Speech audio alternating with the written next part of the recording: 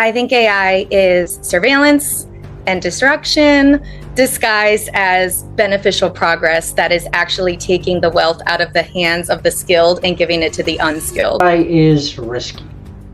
Could lead some people with really terrible intentions to do really harmful things.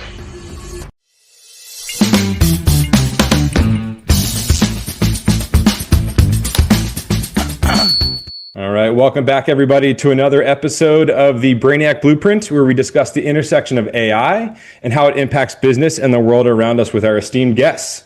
I'm your host, Kyle Lambert, founder of Left Brain AI and Action Hero Marketing. In today's episode, we're going to discuss if AI can find new ways to promote retail and in-person activations, but how it won't replace the authentic brand experience. With that being said, today's Brainiacs are Al Schuster and Heather Johnson. Welcome to the show, guys. Great to be here. Thank you so much for having us. Awesome. Well, let's jump right in. If you guys wouldn't mind, tell everybody about your role, who you are, about Sample Finder, and then we'll jump in a little bit more from there. All right, let me jump in first. My name is Al Schuster. I'm the president, owner, and founder of Polaris Brand Promotions, nearly 9-year-old experiential marketing and promotional staffing agency. Polaris Brand Promotions is the company that's founding Sample Finder, the app that we'll be discussing today. And I'm Heather Johnson. I'm the marketing director for Polaris Brand Promotions, co-founder of Sample Finder. Been in the industry for many years, so have a huge background in what being a brand ambassador is, what being part of a brand and a brand experience is, and excited to get that door open to more people. Awesome. Good stuff. So for everybody who doesn't know, tell us a little bit more about Sample Finder, and it's pretty new, right? Last time we spoke, you guys were really kicking it off. Was it last month? How did everything go? Where did things stand? Let's get the latest and greatest. So we launched last week. Wow! All right. It's been a crazy experience. Anyone who's doing any type of tech project or tech startup, there's always a million things that you never think about, a million little problems that come up. We have a great team. We're very happy with how it all turned out, and we're excited for some of the additional features and functionalities that kind of is in our dream wish list over the next few months to add on to the platform. Yeah. To jump off of that, we came up with Al came up with the idea last summer, and he brought it to me, and I thought it was a genius idea because basically what the app is going to do is promote brand experiences to the general public. So quite often, we are the people who are standing at a table that are handing out samples. But if you don't know where we are in the store, if you don't know what's happening, you will miss out. And it isn't just the in-store demos, it's also showing up at events, stadiums, doing tailgate marketing, walking around crowds. And some people will be like, wow, if I knew that you were here and you were giving out t-shirts, I would have shown up earlier. So this is a way to get those brand experiences marketed. And the idea was last summer, he brought it to me. I said yes, because typically I'll just share it on social media. Sometimes the stores will share it on social media, but it's not really the best way to get the word out there. So having everything in one place on somebody's phone is the way to do it. So since then, we've been working with the development team and making different details to the app be in our first phase. So what just launched last week, is our soft launch. And then our hard launch will be at the beginning of June, when we really are putting it out there, because the testing phase is something that we both decided that we needed to prioritize in the beginning and get a whole bunch of events on there. We're really happy to say that we've got hundreds of events already on the app. That's so cool. I know a launch can be quite difficult and stressful, but it sounds like you guys made the most of it. So that's great to hear. There's a lot more questions I do want to dive in there, but before we do, as you guys know, I have all of our Brainiacs finish the prompt. I think AI is. So Al, I'll pass it on to you to kick it off, and then we'll move on to you, Heather. Mm-hmm. I would say AI is risky. I hate to start off with kind of like a more negative approach. I watch a lot of videos on AI. I think it's incredible what it can do. As much as I would like to, think that, hopefully we won't go like the Terminator route with Skynet with it, and it'll become self-aware and destroy humanity. In the short term, I think having this level of powerful technology out there, with the potential for not having sufficient controls, could lead some people with really terrible intentions to do really harmful things. And with an AI that's just going to follow instructions without any type of morality or, ethics in its underlying like matrix. So. Absolutely. There's definitely a scary component to it. Heather, how about you? I think AI is surveillance and destruction disguised as beneficial progress that is actually taking the wealth out of the hands of the skilled and giving it to the unskilled. Benefiting a few in the long run. Only a few. Interesting. I think it's unique, the skilled version. I haven't heard anybody kind of think about it that way, taking it from the skilled to the unskilled. That's interesting. We'll have to dive into that a little bit more. Sure. But all right, cool. So let's jump back into Sample Finder. People can find you at samplefinder.com. So let's talk about the backstory a little bit. Al, what was this epiphany that you had? What was happening? Can you tell us what made you realize there was a problem that needed to be solved? Okay, so a little bit of backstory. Like I said, we're a 9-year-old company. All of our corporate staff, shout out to Stephanie and Claudia on our operations team. They round out the 4 of us at the corporate level. We all still go out and do activations. It's how most of us got started in this industry, by going out and doing sampling events and street teams and things like that. And I went down to DC, brand new client, doing a chocolate demo at a store. I think it was called Rodman's. And what happened was, we're doing the setup and everything, and Rodman's really funky layout. 2 levels. It looks like it hadn't been really updated, the interior, in probably like 50 years. Very, kind of dated appearance, but you've got like 2 or 3 entrances, and then like an escalator separating them. And you had multiple like cash register stations and stuff. And, a lot of times our clients just rely, like Heather had mentioned, on the natural foot traffic of the venue. And I realized that even though I was in a prominent area, there were so many people in the store that were nowhere near me, that had no idea that I was there, even though I was near where the product was. Now, the client usually wants to, drive traffic to their product instead of competition. But still, like, anyone who tries a piece of this chocolate's amazing is, possibly going to want to say, hey, I'll take some home anyway, even though I wasn't here for that item.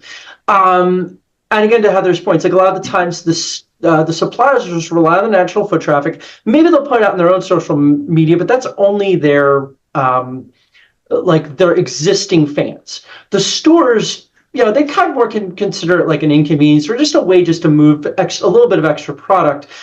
They might put it out on a dry erase board, like you'll see more in like kind of the alcoholic beverage shops who do, but upcoming tastings, and they'll have a list out. And I was walking around, I'm like, man, we really should have like an app or something to promote these.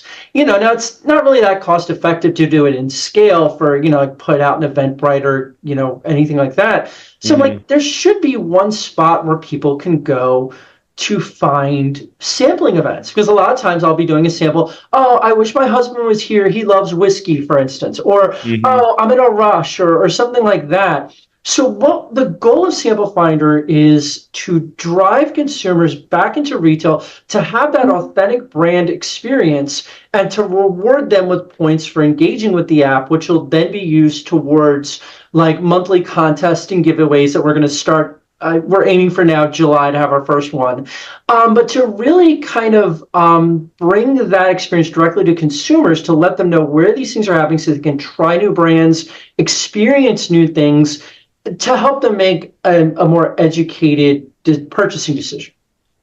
Very cool. Very cool. I like that.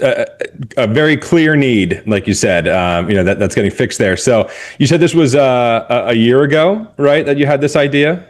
11 months, but yeah, pretty much. Okay. I feel like that's pretty quick to go from idea to a live app. That's great. So if people were to go on there right now, what would they find after this soft launch? The links are there. To go ahead and download it, it's available obviously in the Apple Store and Google Play. and it is live. So you can choose to refer your friends to it if you want to get more points that way. We'll have trivia going every Tuesday to help more brand awareness. What I love about this is that the logos of all the brands and clients that we work with are already on the app. So a person who downloads it today can learn about new brands already without going to the sampling event. So that's already brand awareness happening. And then they can add different events to their calendar that are in their area and share with friends. So start to build up those achievements so that they can get those points rewarded. That's very cool. It's always a good idea to gamify things. People love getting the rewards. Yeah. That's great.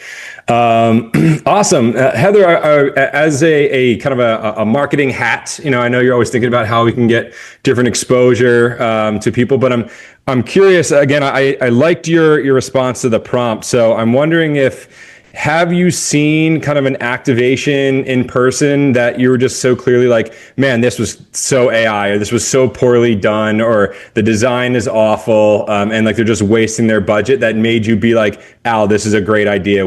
There's clearly, a spot here. I'm curious if you've seen anything like that out in the wild.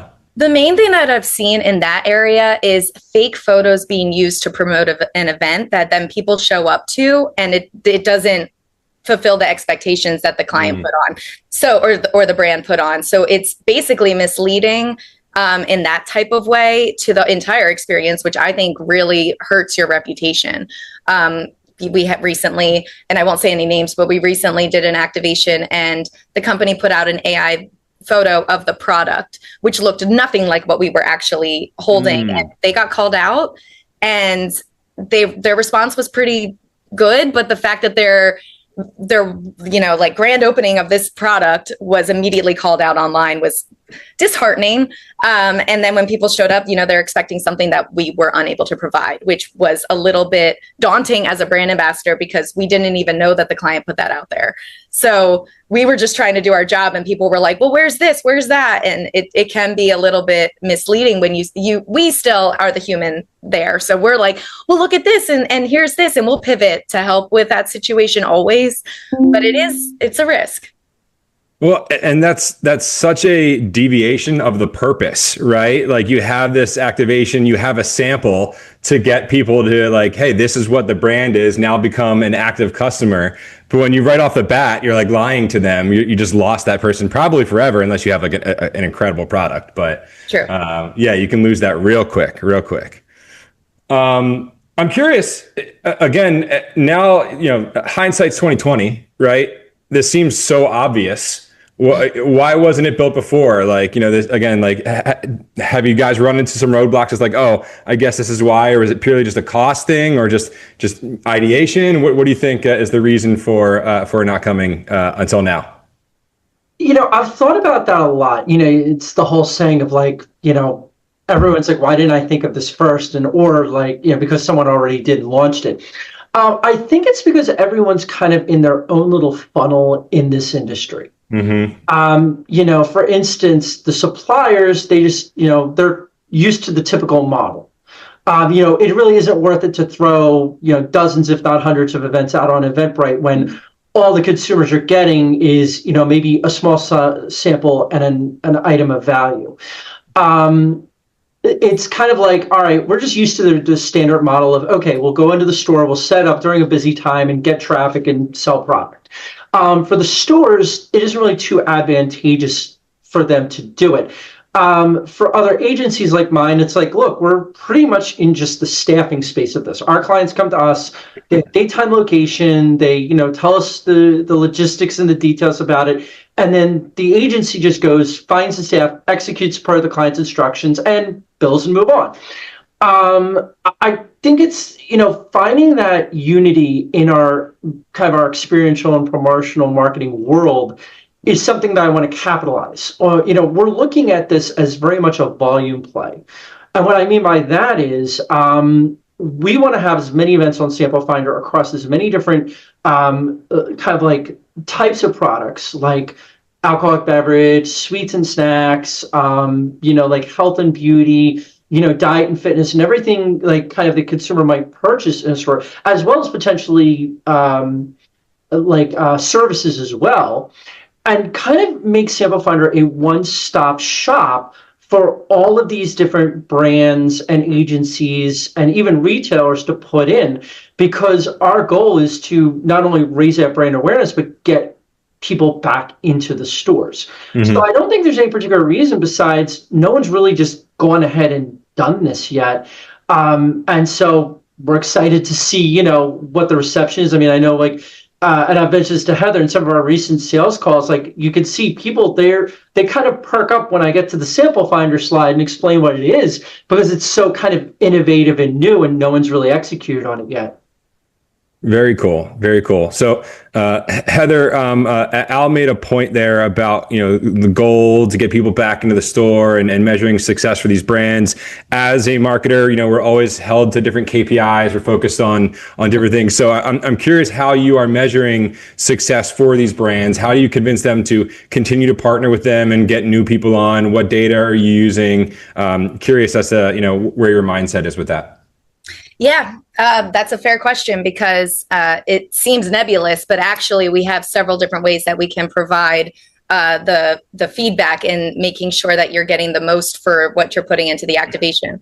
So the main thing is that already we see brands pouring money into experiential marketing without having this type of thing, and then just hoping people show up, hoping people take the samples and the swag that they spent so much money on. So that's already bringing the value into it in a way that can show how many people showed up, how many people added it to their calendar, to their favorites, without even going to the event first. Then we can show how many people actually checked in by using the app.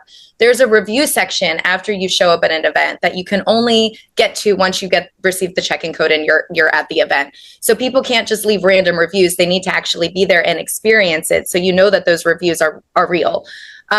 They can say whether or not they bought the product, whether they used a discount, what their favorite part of it is. And there's an open-ended question that is like, tell us what you think. We'll moderate that, of course, but that feedback is going directly to the brand. So it's actually benefiting us on another level because our agency already provides this from our brand ambassadors. We use industry software that allows them to say like the demographics. It's very general, like how many people showed up roughly, what is the genders, different things like that, some of the comments. But our brand ambassadors might be dealing with a crowd of like 10 people at a time, and they're taking it all in and they're giving a general summary of like, you know, the crowds loved it. People said they would buy it. But in the review on Sample Finder, it really gets down to, okay, you tried it. Did you buy it or not? Did you use our coupon code or not? What did you like about it specifically? And so it's just another way to have not only the client and the brand feeling like they're hearing directly from the consumer, but the consumer to have some power here, to have their voice being heard and not just like saying it to a void or saying it to the brand ambassador at the table. Because while that might be transferred over, this is a more direct way where we're going to have an Excel sheet at the end of this that we can pass off to the client. It's right there in black and white. Let's expand on that. Are brands also seeing like the incredible value there? Because everything that you mentioned there, you said reviews, and I was like, oh wow, that's huge for Google. And then, you know, customer feedback is great for blogs and social media posts, and like there's so much additional content that can be created. Are they realizing and seeing the value as well? Yes, because when we explain what they're about to get from this, it's like Al mentioned, a light bulb goes off like, oh, we can actually use this as having a what's like a relationship with our shoppers, sort of like we're going to hear directly from them. And then eventually, as we continue to build out phase 2 of the app, we want to be able to be like, okay, these people left 4 or 5-star reviews. The client's like, okay, we really value that and their feedback. We're going to send them a special discount. So they see the being able to connect with the shopper directly in that type of way as very valuable. Now we're still new, so I'm sure we'll get more feedback as we go. But we're excited to share this with our clients. We really care about this. So it's very cool. I mean, again, I'm just thinking like hub and spoke. You've got this hub of data and there's so many like spokes that come off of it. So that's very, very cool. So we are a week into this. I'm curious how you guys are measuring success, whether it be like for next month or for the quarter or even for the year. What is there a brand volume goal that you guys have? Is it active user goal? What's success looking like for Sample Finder? I think success right now is really just meeting the benchmarks and goals that we're setting for ourselves over the next 6 months. What I mean by that is, our goals this month were to get it live and then to have our friends and family sign up, a little bit on the download, not really promoting it to the public as much, but even after like the initial kind of what we're calling the soft launch, having them provide feedback, break it, so to speak, find anything wrong so that when we start our larger marketing campaign starting like June 1st, we'll know that we've worked out as many bugs or little feature issues as possible. What we're doing from kind of like July 1st to the end of the year is we're going to be opening up Sample Finder to kind of our agency partners. We're going to be promoting this to major retailers to try to get that volume up. I think that the two key pillars for any app is, great content and then increasing user volume. Yep. So we really need to focus on getting that content onto the Sample Finder beyond just what our own clients are providing to us in terms of, business and, events, but also opening it up to other, partners and retail channels to, just really build that volume up and then use that volume and create some really innovative and unique marketing materials and marketing campaigns, and that's where Heather's genius comes in, to really get the word out to people and especially share kind of that brand message of Sample Finder, which is like, look, we want to send you to, find free samples, get merchant swag and things, and there's no strings attached. You sign up for an account on Sample Finder, it's kind of like a free forever thing. You're never gonna have to buy anything on the Sample Finder app as a user. You can just sign up for an account and boom, automatically you find out about free upcoming events within your area. Very cool. I like that. So June 1st is when the marketing campaigns are going to start, it sounds like. Without giving away the secret sauce, Heather, what can we expect? Are we going to be getting social media ads, streaming TV, a bunch of content? What's the plan? We're focused on the content creation and getting authentic responses from people, as well as sharing some of what we've already heard. We did premiere this at CES and NRF back in January. We got a lot of really good input there as well, and some shout outs, and we've been on some more podcasts just talking about it. So we have some pretty cool already testimonials of people who are interested in using it. So we want to share those reactions, what people think, what our clients think, and we also want to share on the user side what they're getting out of it and kind of explaining what this all is, because some people go in and they see the sampling, but they might not know that that is a brand experience. So we want to kind of define what is happening as well so that they can get as excited as we are since we're in the industry. The goal is to expand the industry as a whole. Very cool. I like that. So, all right, I want to pivot slightly here. We have exchanged a couple of emails, and Al, to use your words, you had said that like AI and all these different tools, they won't replace the authentic brand experience. So let's jump into that a little bit more. I'm curious to understand, in your own words, what is an authentic brand experience? Engaging with the product in a manner that really shows how it'll benefit you, how it will fulfill a desire or need without relying on, I guess, like fakeness, for lack of a better word. Mm-hmm. In our world specifically, you have the sampling experience. And as I always kind of have jokingly tell potential clients, you need two things at your core to make a sampling event successful. First of all, your product needs to taste good. Sorry, no way around that. If your product doesn't taste good, no amount of marketing in the world is going to, help you scale. 100%.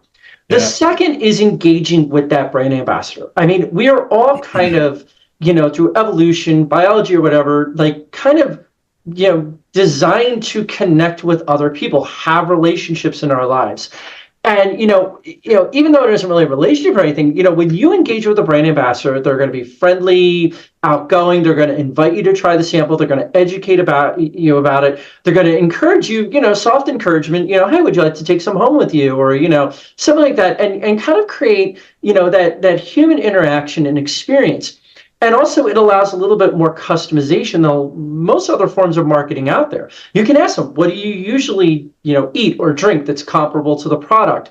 That smile, that friendliness, that, the ability to ask the brand ambassador, like, hey, is this gluten-free? Is this vegetarian? Is it vegan? Is it, kosher? Or any of the other things that, might, make you, kind of inclined to buy it because it meets your needs. Also, to be able to tell the brand story. Is it a local brand? Do they give part of their proceeds and profits back to an organization that a lot of people might care about? So that's, I think, really summarizes that kind of that personal engagement aspect of it that, a lot of times are missed, kind of like everything is being funneled into social media now, into AI as well. But, one of the biggest problems with social media is, if you hire an influencer to promote your brand, sure, you're getting a brand out there in front of a lot of people. A lot of people might trust an influencer, but they're being paid for their engagement with your brand. They're being paid to present your brand in a positive light, which, everyone's tastes are subjective. So you never really know, if you're going to like that thing unless you actually go ahead and buy it and taste it or use it or experience it and say, yes, this is for me, and I want to recommend this to other people in my life. Very cool. So I know you kind of touched on it there, Al. You need to have a friendliness to you, knowledge on the product, but I know that you guys are involved in staffing here, obviously. So what do you look for in a good brand ambassador? What makes you say, yep, this is somebody that I can trust to come in and represent our partners or this product or whatever it may be, outside of, again, just like general friendliness? Right. So whenever we interview our brand ambassadors, the first question we generally ask is, tell us about yourself. Because if they're not going to be engaging with us in even just a brief telephone interview, and they're not going to be outgoing, if we put them out in front of a demo table where we're not, constantly watching them and monitoring how they're performing, we're going to know that they're probably not going to be outgoing with the consumer. So that's pretty much like, the first step. The second is looking for relevant experience. And this has come up so much lately in some sales calls I've had with potential clients. We're like, do you have a brand ambassador who has like tech experience or, beauty product experience? And I always tell them the same thing. It's like, you can teach brand knowledge. You can't teach that personality to engage with people. And, if you have an experienced brand ambassador who's worked for like 10, 20 years doing this, then odds are they really have learned how to talk with people, how to, Absolutely. When they get on site, how to promote a product, just do that natural repetition of doing this over and over again. So we always encourage them, like, you want to find really great people that you can train as opposed to someone who just has a blanket skill set. Because every brand ambassador is not on an island. It's not like we're going to stick our people in a cubicle and like, okay, well, you've got A, B, C, D, and E skills. Just go and do this job. It's really kind of like you form a natural instinct of it. So that's, I think, really key to what we're looking for in any talent we hire. Makes total sense. Absolutely. It's like a good salesman, right? But as opposed to being focused on sales, it's giving out a sample or something like that. Awesome. Heather, I'm curious, do you think, or why do you think people crave an in-person experience like this? We're in an Amazon world, right, where people can go on and get everything at a click of a finger, even same day, get delivered to their door. Do you think e-commerce and AI and technology has made shopping kind of like emotionally empty and they like still kind of crave that in-person experience? What do you think? Yeah, I think that a lot of that was a necessity when we were, dealing with a pandemic, and it created a lot of accessibility features for people and benefits a lot of people. And so I love that about the fact that there is a convenience factor that will help people who may not be able to leave the house or maybe restricted or not have a car, or many different reasons why those platforms exist and are good. But we also at the same time have a giant problem with being locked into our phones all the time and not really connecting with other people, to the point where we're creating our own loneliness because we are not leaving the house as often as we used to.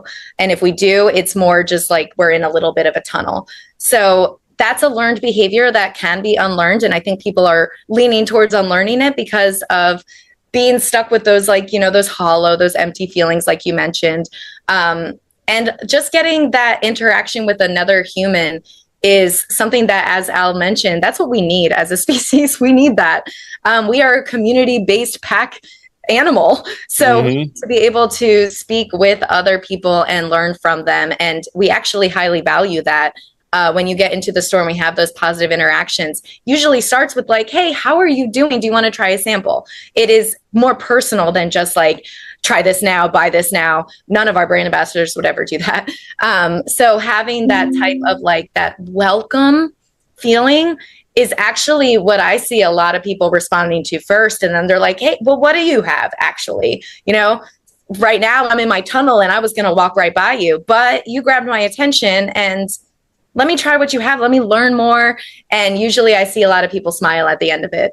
It's pretty cool to see. Another one smaller thing is like families still often go out and like get out of the house and it'll be like a trip to the grocery store. So we'll see kids get excited about the sampling as well. And then the parents are like, oh, thank God, like here's something that they can do. So yeah, I think that personal appeal is so valuable. And that's why I'm hoping that this app will provide those people with knowing like, oh, I'm going to get a free thing. I'm going to be part of an experience. Maybe I'll go to this store instead of the store that I normally go to because they're offering this value added package to my shopping trip. I agree with everything. The community, the being in person, meeting people. I mean, just this is a random aside, but even just starting this podcast, that has been one of the benefits that I've realized. When you're working from home all the time, you're like, I have full conversations with my dog and my cat, but coming on here and having an hour conversation with a real person is nice. It's fun, getting back into the real world. But so you mentioned some things that sparked some other ideas from just a marketing standpoint. You mentioned the families. You mentioned just different demographics. I'm curious as to who you feel your target is. Is it the mom who is doing the shopping a lot of the times, or do you think it's going to be older people that are more likely to go in store? But some people are saying Gen Z is getting a little off their phone a little bit. So I'm curious who you're trying to target here and how. Yeah. Okay. So I like this question a lot because I've been doing so much thinking about user personas and what are the types of people who are going to use this app, because we definitely have the people who are coupon clipper type personalities who want to save the money. So we will have those people who can always pay attention to see if there's going to be a discount before they even leave to go to the store. They'll know if there's a discount involved. So we'll have those people. We're going to have maybe consumers who might think of themselves as mini influencers, where they like to know what products are newest, and they're the type of person in their friend group that's going to go try the new stuff and then bring it to the party. And always like providing like that new type of using the experiential marketing for their own personality a little bit. The people who really care about what they put in their bodies, that's another one, because there will be info about the product ahead of time, and they'll know if it is something that like maybe they saw and they want to try it before they buy it, maybe depending on the price point. So there's going to be a bunch of different people. The family idea was given to me by somebody who mentioned that they go grocery shopping every day with their family on Sundays. And they were like, it's always fun. We pick out a new thing. The kids get to pick out a snack. They were like, this app could be really cool for them because they can be involved in the shopping and maybe feel like they're getting more experience teaching decision-making at a younger age. So we've got a lot of really cool ways that we think this can work, all the way from just the trying of the new brands to saving money to the getting out of the house. The kid aspect is smart. I like it. I mean, I haven't thought about this in years, but I remember going to the store with my mom and being like wanting to scan the coupons, And so it's like the kids are funny and they like to be involved in some way. So, there obviously are a lot of different personas that you're going to be targeting there. And I think that this does lead a little bit into kind of AI and automation in terms of personalizing things, right? So I'm curious as to what the next step is as you guys are gathering more data, both from brands and from users and coupons and all that kind of stuff. Are you shifting into ways to say like, hey, you've done X and here's Y and Z that is along the same lines that you think will work for you? There's a lot of data, so I'm curious as to how you guys are playing along with all that. So one of the ideas we have for utilizing AI with Sample Finder is, as Heather had mentioned about the personas, we'll be able to get consumer data from the reviews that people leave on Sample Finder about the products that they try, the experiences that they have, and so forth. And what we can do then is, try as ethically as possible to send marketing based upon their usage. Like, for instance, using AI to say, okay, well, if we have a client who wants to target everyone who's going to an alcoholic beverage event or going to maybe a fitness style event or events over the past year, we can kind of use an algorithm to help sort through that data and kind of create from our data a list of people, and then kind of as ethically as possible market to them through the Sample Finder app, whether it be a pop-up or an email or a a text message or something, where we're not sharing their name, their phone number, their email address that just gets added to tons of lists.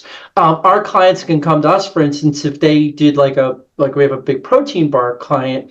If they come to us and say, okay, well, you just did 100 events, we have maybe 2,000 reviews on our product. I want to send out a marketing blast to everyone who rated at least 4 stars out of 5 and who indicated they bought the product. We want to send them maybe every 3, 6, 9, 12 months, whatever, a targeted marketing campaign. So we can use AI to kind of sort through the data, but that's just kind of analysis work. What we're trying to stay away from is saying, okay, well, we can drive more business to your retail location due to AI tools. The consumer is really going to be in the driver's seat of Sample Finder the whole time.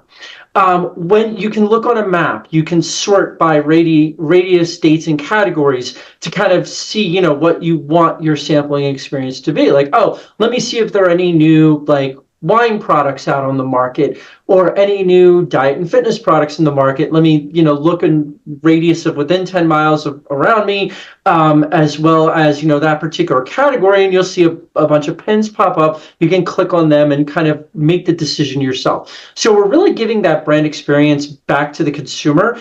The one great thing about Sample Finder is that, as I've often said, the top search results for many of these, e-commerce platforms is what the platform wants you to see. Mm-hmm. With Sample Finder, we may have a little pop-up once a week that's a little advertisement, you just click it out. But when it actually comes to our list view and our map view, the events are happening closest to you, and then subsequently the closest in time to when you're using the app. Those are the ones that are going to be at the top of the list. So without naming any brand names, a startup soda brand will have as much marketing power in Sample Finder as a major soda brand when launching a new product or a new line extension. So really, we want to use technology to help create a brand new, really exciting in-store consumer experience without just plastering on an AI label or creating an algorithm just to automate something that really needs to be a human experience. Sure. Yeah, that sounds great. I mean, like you said, keeping the consumer first and foremost, I think is the winning recipe, right? That way they keep using it more and more. But I think I'm curious, is there an angle, whether it's technology or, a person, is there a consultative angle that you can take for these brands that say, this was successful for your competitor, you guys should try it? Or, a lot of these brands have maybe multiple locations that have different demographics. And so you say location A would be great, but location B not. I'm curious if there's ways for you guys to continue to provide even more value for some of these brands when they sign up. I'd have to say we're going to build out those tools as we go, sure, and based upon the user activity and the information we get. Yes, to your point, we could have potentially a client say, look, regardless of what brand, anyone who's done a snack demo in the last 6 months, we want to have a little pop-up appear, something like that. Or we can do data and provide data. But again, we want to do it ethically. We don't want to just say, okay, well, we're going to give you information on your competitor's brand and how well they did. What we want to do is kind of keep it more category focused with regards to, hey, if you want to, kind of send out like a particular marketing campaign based to certain people, we can use the technology to define who those people are. We're sending it out on our own. We can say, on average, this happens based upon, the information in the sample finder database without actually giving away like other brands, kind of, I'd say, proprietary information, as in what they've hired us to collect on their behalf through the nature of people, writing reviews in Sample Finder. Heather, any thoughts on this? Yeah, one thing I'm going to add to that is that this app is brought by Polaris Brand Promotions. So the agency as a whole, we do have an operations side as well. And we do provide some of that feedback to our clients when we're going. We'll be like, hey, we've just seen really like a lot of success when the client does this. So without, again, like Al said, we're not going to share exact, give away secrets or anything like that. But we might be like, we've actually done a series of demos in these stores, and this is why we think you should do it this way. So some of that will be coming from us and our experience, even because the app is so new, we can't quite sure yet say how we're going to do that. But as an agency, we have almost 10 years of experience where we can bring that. And like I said at the beginning, with wanting to create this industry, make it bigger as a whole, we also want to be experts in this type of field that can provide valuable insight as well as the staffing to help with this, the world of experiential marketing. It just makes you guys stickier with your partners. So that's, exactly. Yeah. All right. So we are nearing the end here. So I want to ask the same question to both of you before we jump into the last couple sections. Sure. As I was kind of doing my research and preparing and reading through, one thing that kind of kept on coming up was this theme of retail becomes participation. Right. And it's the people showing up, participating in the event, providing reviews, all that kind of stuff. So I'm curious, we'll start with you, Heather. Is that kind of your focus? And is that where you see the future of retail and commerce? Or do you think there's kind of a different storyline there? I think the future of retail is going to go in multiple different ways, depending on what is happening live with technology. We went at NRF. It was really interesting to walk around National Retail Federation. It was really interesting to walk around and see all of the equipment and technology that they were implementing.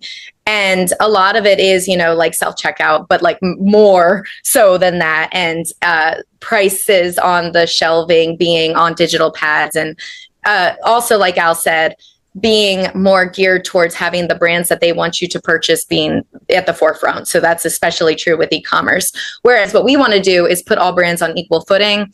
Like Al said, the search results are based on the filters that the consumers decide. When they go into the store, it's also what they are deciding to do. So they always can decide to come to the sampling event. It's up to them if they want to approach. Nobody's forcing anything. But including experiential marketing is going to benefit the retailer and the user at the end of the day. So it will also benefit the brands, but the retail locations, already we've seen some pivot to include different types of atmosphere, providing like maybe live music on Fridays and a live band that's there, or they're doing their own special tastings and own events because they're realizing that is what draws people more than just shopping. Yeah. So I think shopping as a whole does get more exciting when those other elements are introduced. And so this is our way to introduce more elements that are more brand focused and brand activations to help the retailers and the shoppers get more out of just going to the grocery store. Because some people, it can be a chore, but when you're providing value that is added on, their activity might change. They might change which stores they're going to. It might change when they're going shopping. And we're very excited to see what that means. Yeah, I'm a big sports guy, and I've been saying that arenas are doing that, right? They're bringing in events and they're bringing in stores and play areas for the kids. They're making it more of an experience. So it seems like it's a natural transition for these retail locations to be doing the same. Mm-hmm. Al, same question to you. I don't know how I can top that one, but I'll do my best. So, the one thing is, technology is not going away. It will continue to evolve. If one person doesn't do it, another person will. So says everyone about the race to AGI. But, it's going to be incorporated in retail. It always has been, even with I guess the first barcode or the first, cash register or whatever, it's going to keep coming and coming and coming. What we want to see happen is see retail locations convert from simply spaces where you go and just purchase things to have experiences, to turn them into experiential engagement spaces, have more demos, have more classes, have more instructions, have things where you can only experience the brand hand-on if you actually go to the store and do it. In fact, I'll show you the back of my shirt real quick. We put hashtag Save Retail because we don't really think that retail is going to die so much as it's going to be converted into something that's not advantageous to the consumer. One of the running theories I've had is eventually you're not going to be able to shop in a supermarket anymore. Supermarkets, basically, you're going to either pick up what you ordered online, or you are going to have a kiosk where you select what you want to buy, and then someone brings it to you, or it comes through on a conveyor belt or something, or you pick up your order. I think it's going to be very disadvantageous to the consumer. If you're looking at your seafood, your meat, whatnot, you can look at it, you can inspect it, especially your vegetables and fruits and things like that. You can visually inspect these things before you purchase them to get the ones with the best quality. A lot of times when it comes to online shopping, the pain of returning something is going to be greater than the pain of just living with it if it's not as good as you had hoped or expected it would be. So that's where, we really kind of need to keep the spirit of retail alive rather than just throwing more and more technology at it to, make companies more money by reducing all the overhead, reducing the cashiers, reducing the signage, the music, the store footprint, the layout and everything. So we want to make it so that people want to go to the store with having that experience and have to understand that, maybe I have to deal with, parking my car or having to navigate through the cart because I get a fun experience that I otherwise wouldn't have had just by tapping away on my phone and waiting for something to be dropped off at my door. So it makes perfect sense. That's what we're hoping for. I don't know necessarily where it's going. I think it's definitely going in that direction, but in terms of the shoppers won't have as much of an in-store experience, but I'm really hoping that our industry can lead the way in helping to keep that brick and mortar establishment alive and beneficial to consumers. Again, I like the thought of consumer first. It just makes sense, right? And that's good. It's a win-win for everybody. So awesome. All right. So we're getting towards the end here. I have 5 just real quick rapid fire questions just to kind of be fun with it. Heather, I'll have you go first and then Al. So first, I've become a little bit obsessed with automation. And I'm curious that if you could snap your finger and automate any part of your life or your business, what would it be? Travel. Deciding your itinerary or something? Yeah, something like that. Yeah, for I don't have a car, so lots of buses and different things. And if I need to do real-time locations and stuff like that, that would be helpful. That would be great. Al? I'm going to go total nerdy here and have to say system integration for my company. We've got right now, when we have a shift come in, we've got 4 places to enter it. So one of the big initiatives for me going into the next year is definitely going to be trying to get our systems to talk better and have more customized platforms. It helps. And it compounds too. So that's great. Heather, what store in your opinion has the best in-shopping experience? I do think Whole Foods does a pretty good job with this. They quite often have sampling events happening, and they have areas where new products are showcased. They also do a whole intro to the store for new brands that gives them temporary shelving and primary spots to give them the best chance. And I've seen a lot of people be successful that way. Very cool. I actually didn't know that. Al? Along the same lines, I'd have to say Total Wine. I know we do so many demos in their stores. They're really receptive to doing demos. but also they do have classes in them. So if you want to learn about products and experience them, you can sign up and pay for a class, which is really awesome. I think a lot of big retailers need to be doing this to differentiate themselves and to create a better brand experience. Love that. Total Wine, huge store, lots of stuff there. Any industry, is there a brand that you find yourself just always being loyal to? Alani. Alani energy drink. It is a running joke that I have one on the table right over there, that I need to have my caffeine so that I can function. And I have chosen Alani because of their natural energy and a bunch of reasons. But yeah. Awesome. I like that. Al? Insomnia cookies. Yes. Oh, nice. Yes. Nice. Best chocolate chip cookies ever. And that is a hill I'm willing to die on 1,000% of the time. End of discussion.